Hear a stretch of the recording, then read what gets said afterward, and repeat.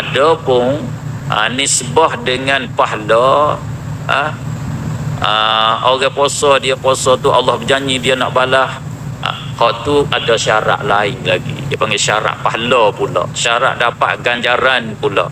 Maka syarat nak dapat pahala ganjaran, kena patai daripada perkara yang haram, bahkan perkara sia-sia pun kena patai juga.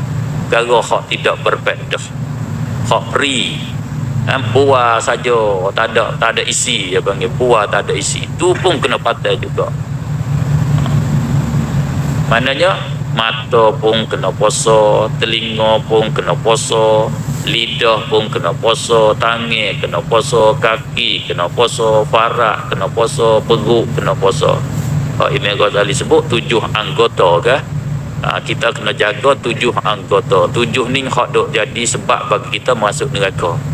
Orang masuk nerakanya dengan sebab 7. Dengan sebab mata. Maka mata kita pun ada salah, ada berdosa dengan sebab mata.